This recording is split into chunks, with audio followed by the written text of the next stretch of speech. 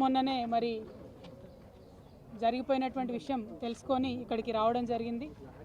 మునీర్ గారు మన తెలంగాణ వాదాన్ని వినిపించడంలో, అదేవిధంగా అనేక విప్లవోద్యమాలకు వారి యొక్క భావజాలాన్ని వ్యాప్తి చేయడంలో, స్థానికంగా దేశవ్యాప్తంగా ఉన్న అనేక సమస్యలను ఎప్పటికప్పుడు ఎండగట్టడంలో వారు ముందుండేవారు.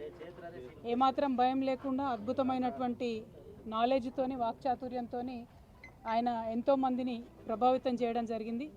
మరి మునీర్ గారి కుటుంబ సభ్యులకు నేను ప్రగాఢంగా నా యొక్క సంతాపాన్ని, సానుభూతిని తెలియజేస్తూ ఉన్నాను. వారికి 3 బిడ్డలు ఉన్నారు, ఒక కొడుకున్నాడు. వారందరితో కూడా నేను మాట్లాడడం జరిగింది.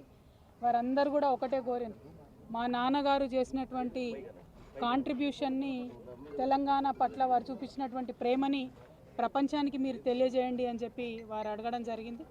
నిజంగా కూడా మునీర్ గారు చాలా కష్టపడ్డారు తెలంగాణ వాదాన్ని పెంపొందించడంలో. వారికి నేను ఘనంగా నివాళులు అర్పిస్తూ ఉన్నాను. మరి వారు ఏవైతే విప్లవోద్యమాల గురించి పదే మాట్లాడినరో, ఇవాళ మీరు దేశవ్యాప్తంగా ఉన్న పరిస్థితి చూసుకుంటే భారతీయ జనతా పార్టీ ఆపరేషన్ కగార్ పేరుతోని మరి చేస్తున్నటువంటి దుశ్చర్యలను మనం చూస్తూ ఉన్నాం.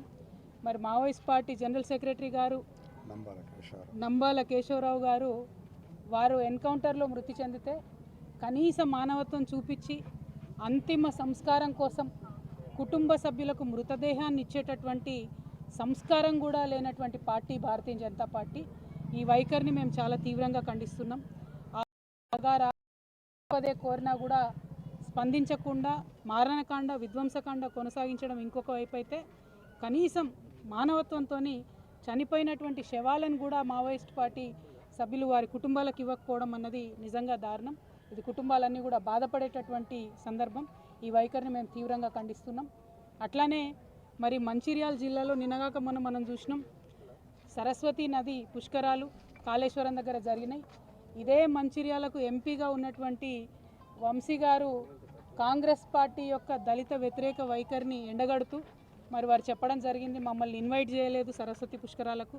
నేను బాధపడ్డా. ధనం కన్నా, పదవి కన్నా కులం గొప్పది ఈ సమాజంలో, నాకు చాలా అవమానం జరిగిందని వారు చెప్పడం జరిగింది.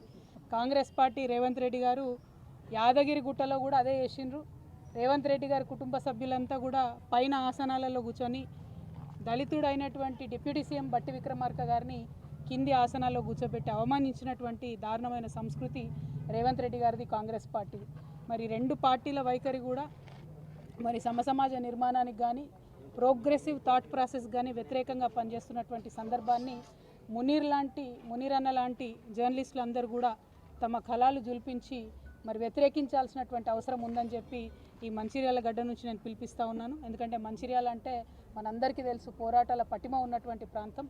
మరి ఇక్కడ ఉండేటటువంటి వారందరం కూడా నిర్ద్వంద్వంగా ఖండించాల్సినటువంటి 2 చర్యలను కూడా ఈ సందర్భంగా గుర్తు చేసుకుంటూ, మరి మునీర్ అన్న ఆత్మకు శాంతి కలగాలని మనస్ఫూర్తిగా కోరుకుంటూ, వారి కుటుంబ సభ్యులకి మరొకసారి ప్రగాఢంగా నా యొక్క సానుభూతిని నేను తెలియజేస్తున్నాను. Thank you. జై తెలంగాణ.